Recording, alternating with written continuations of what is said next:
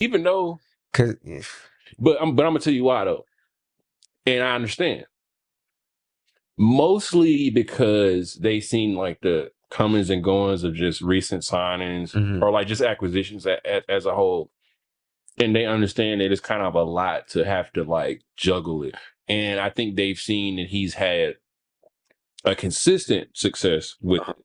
He hasn't had like, an improved success, but it's like consistent success. Like for him to even have success with the parts that he's had, yeah, I feel like a lot of people, that's what they separate the greats, and it's kind of like, oh, it's on City. But it's been some moments where it's like he could have switched it up the little vibes, but yeah. you know what I'm saying? But sometimes I do understand when you in them big organizations, sometimes those decisions are made for you really, and you don't get to speak about them. I also think he's kind of already earned his stripes. Yeah. But at the same time, since you have your stripes, we kind of you're right. Because he hooping like Messi. Nah, hold up. Not yet. Because he's been a great coach for so long. This is really like a chill move for him. Like, no matter how City does from like this offseason forward, they really not gonna think he was a failure. Yeah, They're gonna be like, oh, it was smooth. Absolutely. I don't think that he's ever Right. his name is never gonna look bad. Right. And it's crazy because that's playing more into. They're really gonna say it's more of a City's fault because he's already yeah.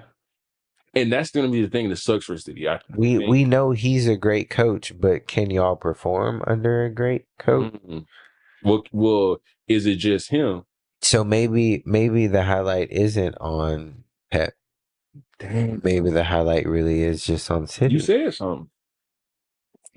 So maybe I recant my last statement that Pep, I have some pressure. Nah, you really went there. We just really broke that down. Because the question is, who is Man City's next coach?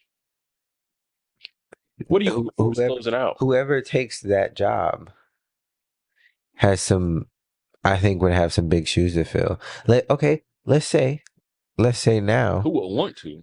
What do you have for us closing out? Let's say that Pep decides out of nowhere, I'm going to retire. This is my last season. How much do you think there's going to be pressure on that next coach to take that team and outperform? Or do you think the pressure is still going to be on City? I'm going to hit you with this. I think how Pep leaves is going to determine City's success, like going forward after that, like their temporary success. So like they're like 1 to 3 seasons is going to be dependent on how you leave.